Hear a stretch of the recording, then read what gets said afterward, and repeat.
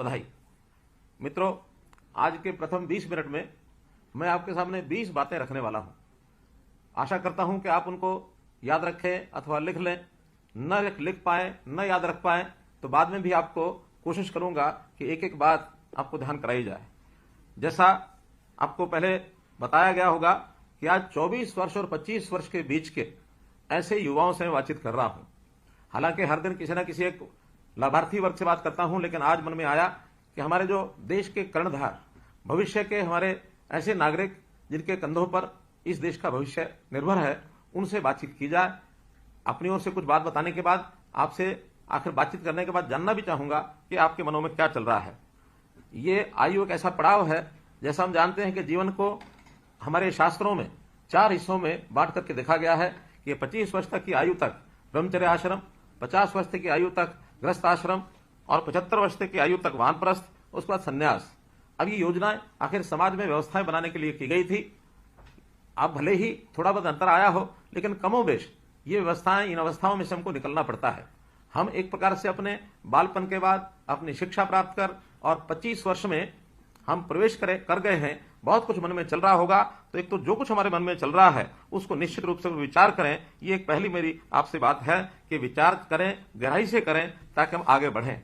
अब इन्हीं बातों को विचार करते समय कई बार उहापोह होती है मन की स्थिति। तो मैं जो दूसरी बात बता रहा हूं वो मन की स्थिति ऐसी है कि बहुत बार एक शब्द हम सुनते हैं, मुश्किल। ये मुश्किल शब्द पर जरूर विचार करें कि ये मुश्किल नहीं है कुछ भी। कोई भी कठिनाई आए उसको हम चुनौती माने कि चुनौती के नाते से अगर हम उसका मुकाबला करेंगे तो हमारे जीवन का उद्देश्य ये पूरा हो जाएगा। और जब भी कभी ये चुनौती यानी भारी पड़ती है तो समझो कि हम उसको दूर करने के लिए सफलता भी हमारे सामने उतना ही जल्दी आती है।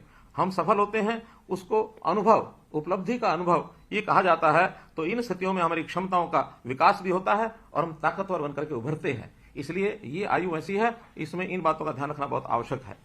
मैं अगली बात, तीसरी बात जोड़ रहा हूं, अपने जीवन को एक बाधा दौड़ समझें। बाधाएं आएंगी, बाधाओं को पार करके हमको दौड़ना है। और इन बाधाओं में जो किशोर अवस्था होती है उसमें बहुत से प्रलोभन, बहुत से पतन के रास्ते भी खुलते हैं। हमें नशे की लत, आपराधिक संगति, दिशाहीनता, इस ओर भी लोग धकेलने की कोशिश करेंगे। हमें इनसे बचना है और बचते हुए अपने जीवन को भी सुरक्षित रखना है और अन्यों को भी हमने प्रेरित करना है। और साथ ही जो दुर्बल समाज है, जिसको आवश्यकता है सुरक्षा की, उसका सुरक्षा करनी है। स्त्रियों का सम्मान करना है। कमजोर वर्ग के प्रति करुणा, ये अपने व्यक्तित्व का ये हिस्सा होना चाहिए। तो एक बहुत बड़ा एक पहलू, इसको अगर हम जीवन में लेकर चलेंगे तो हर कोई हमारे बारे में अच्छी टिप्पणी करेगा। ऐसा ही मैं अगला बिंदु, चौथा बिंदु जो बता रहा हूं, उसमें कई बार हमको दूसरे व्यक्तियों के जीवन के बारे में पता लगता है। कभी अच्छा होता है, कभी बुरा होता है। मेरा कहना है कि हमें किसी के जीवन की नकल नहीं करनी चाहिए।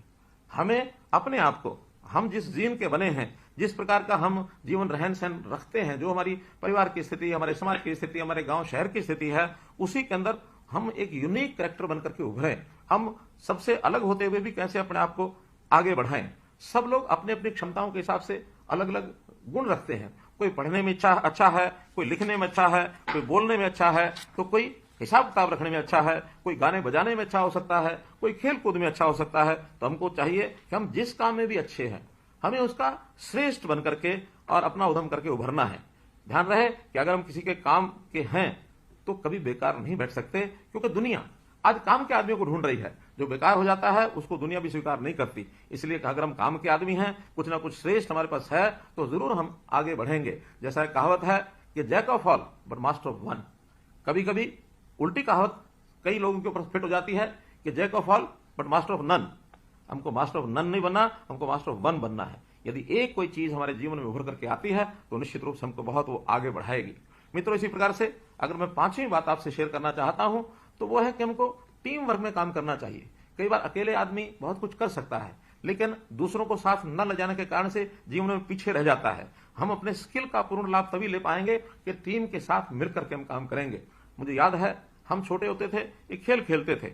कभी भी कोई कठिनाई काम अगर आती थी तो मिलकर के जब करते थे तो एक नारा लगाते थे। नारा होता था, क्या 9 मत का 1 मत होगा? 9 लोग मिलकर के बड़े से पत्थर को, बड़े से पहाड़ को उठाने की भी क्षमता रखते हैं। एक एक नहीं उठा सकते, 9 लोग मिलकर के उसको उठा के और ऊपर उठा लेते थे।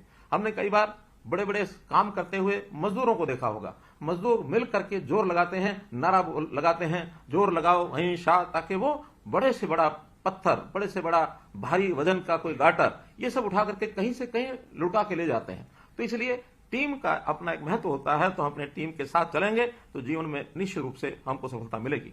मेरी ओर से आपके सामने रखने वाला जो छठा बिंदु है वो है कि हमारी सोच ये सकारात्मक होनी चाहिए, दिल में उमंग होनी चाहिए, मन में हमेशा उत्साह रहना चाहिए, निराशा कभी हमारे नजदीक न लगे। हो सकता है कभी कभी अपने काम में हमको वो सफलता नहीं मिल रही जो हम चाहते हैं, फिर भी निराशा को नजदीक न लगने दें।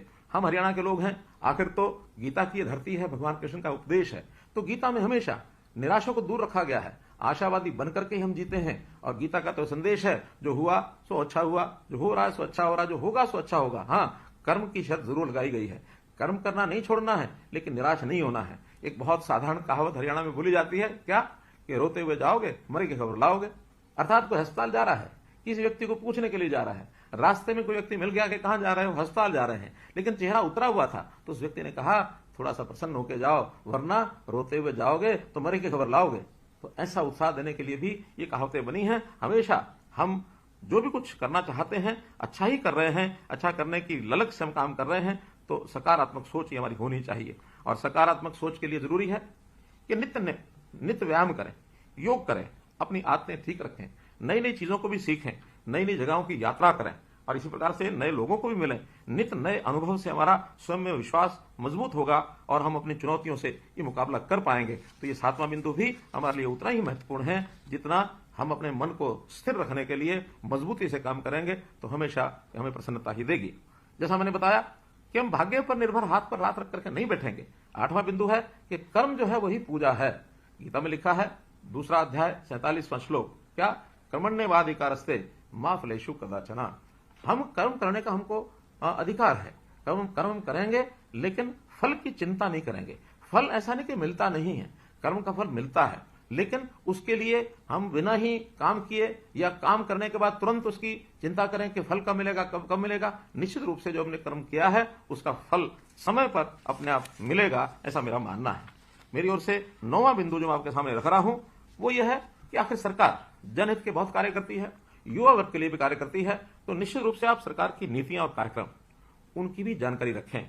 और ये जानकारी का सदुपयोग आपको अपने लिए भी करना है, परिवार के लिए भी करना है, समाज के लिए भी करना है और राष्ट्र को आगे बढ़ाना है। प्रजातंत्र में विरोधियों का काम हमेशा आलोचना करना होता है। अखबारों के अंदर सरकार की आलोचना करना ये कुछ लोगों का अपना काम हो सकता है, लेकिन कभी किसी के ऊपर आलोचना का भरोसा किए बिना स्वयं को आजमाएं। कोई भी बात आप सुनते हैं तो उसको स्वयं आजमा कर देखें। अगर कोई चीज ठीक नहीं है तो हमें बताएं, चीज अच्छी है तो लोगों को बताएं। और मैं आपको विश्वास दिलाता हूं कि अगर कोई आप ऐसी बात हमको ध्यान कराएंगे कि जो ठीक नहीं लग रही है, उसको हम निश्चित रूप से समाज के हित में, प्रदेश के हित में, आप सबके हित में उसको हम ठीक करेंगे। मैं तो आपको आह्वान करता हूं कि हम सब मिलजुल करके प्रदेश को आगे ले जा सकते हैं, जहां सबके लिए सुख का रास्ता, आय है, रोजगार है, अथवा उसका शरीर, स्वास्थ्य, शिक्षा, स्वावलंबन, इन सब की चिंता हम लोग मिलकर के करेंगे। आपका हमको साथ चाहिए। 10वां बिंदु मित्रों, सोशल मीडिया।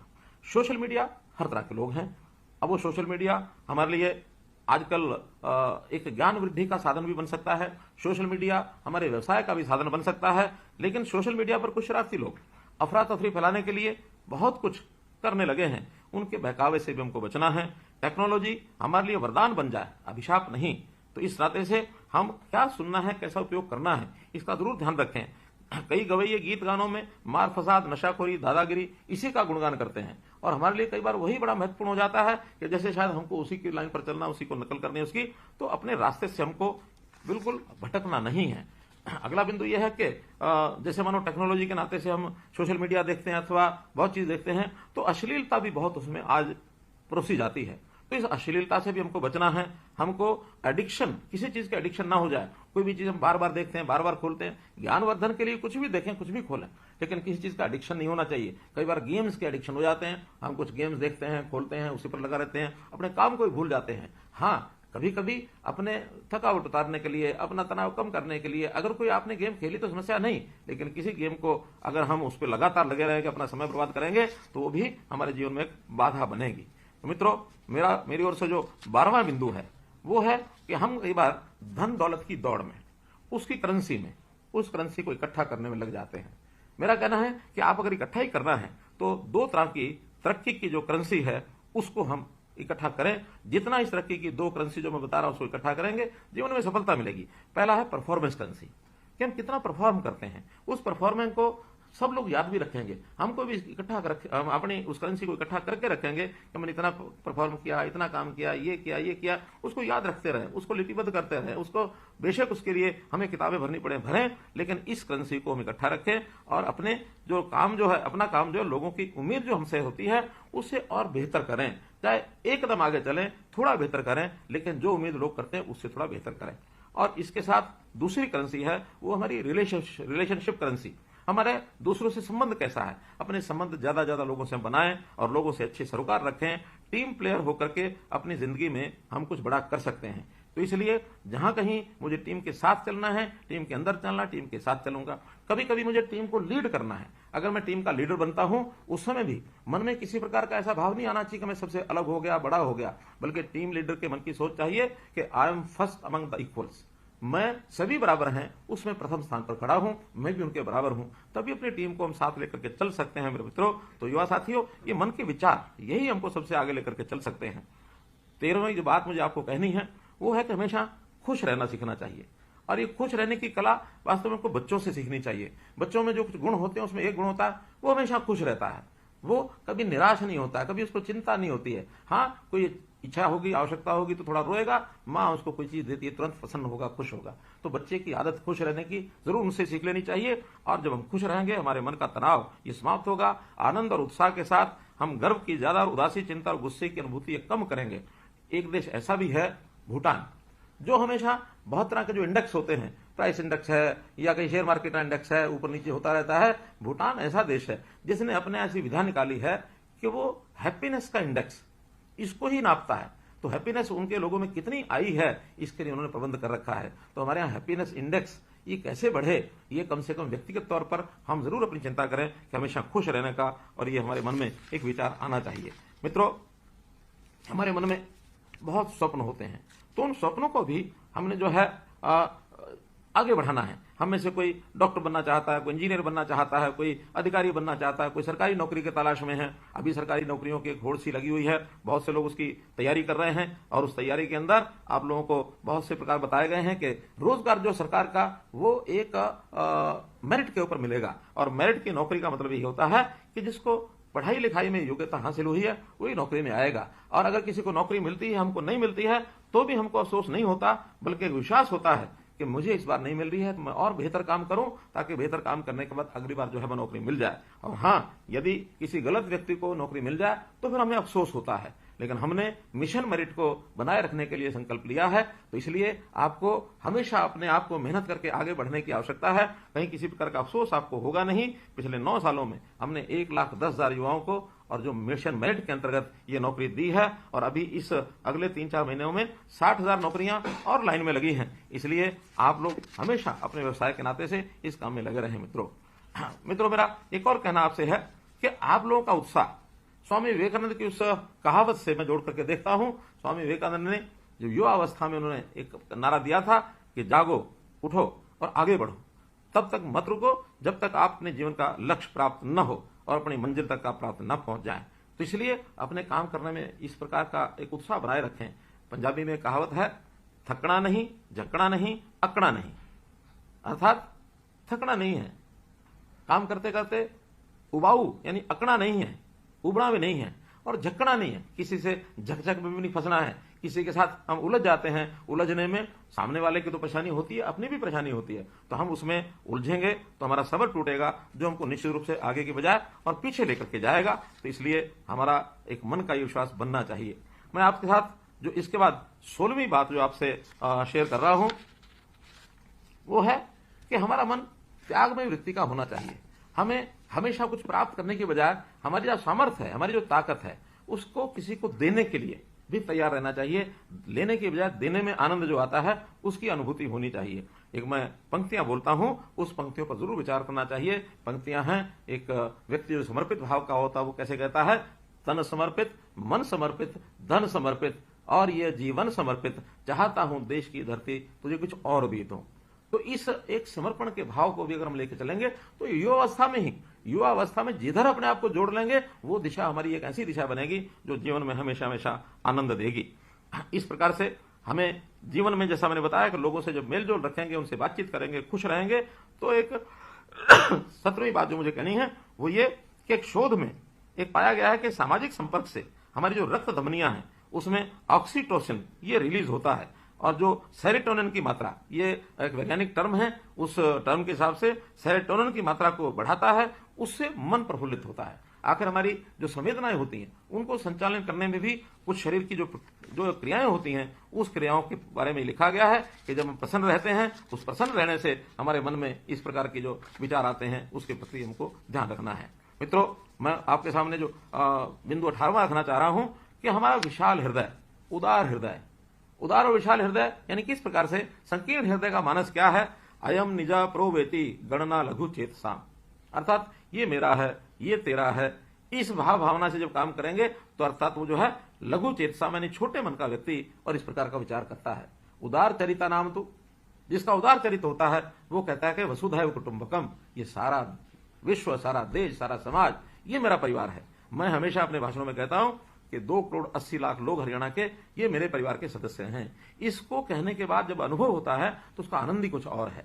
ठीक है, हमारा एक छोटा परिवार जिसमें माता पिता, भाई बहन, जो हमारे दादा दादी जो हमारे साथ रहते हैं, वो एक परिवार होता है। लेकिन जैसा ही मन में विचार आएगा कि ये तो एक भाग है उसका, हमारा परिवार तो पूरा समाज मेरा परिवार है, इस भाव को हमारे देश की संस्कृति पहचान करती है, तो इस सांस्कृतिक भाव को मन में जरूर कहीं ना कहीं लेकर के चलना चाहिए। यही मेरा आपसे निवेदन है। अगर मैं उससे अगली बात कहता हूं, 19वीं बात, तो हमें अपने मस्तिष्क को भी काबू रखना है।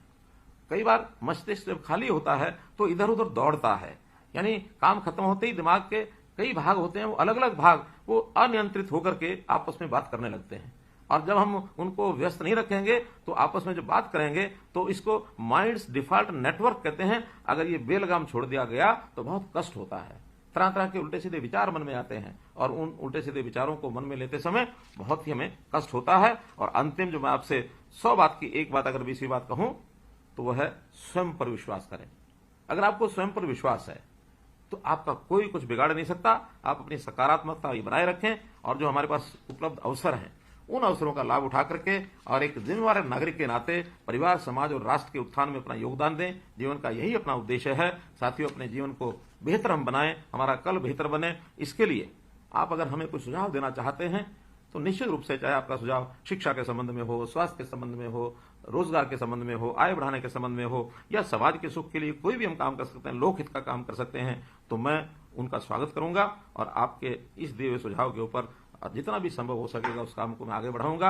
आपके जीवन को आगे, आपने जैसे अगले चरण में 25 वर्ष का होते ही अगले चरण में आपने भाग लेना है। आप में से बहुत लोगों ने अपनी पढ़ाई समाप्त कर ली होगी, कुछ लोग हायर एजुकेशन में पढ़ते भी होंगे।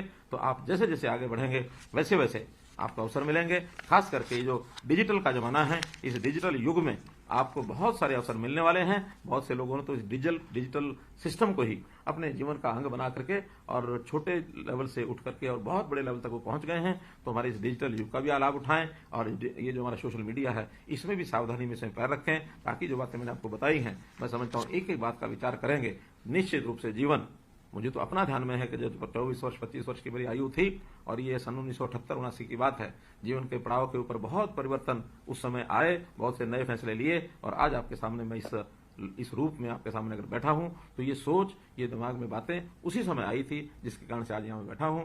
आपने मेरी बात सुनी, आपका बहुत बहुत धन्यवाद।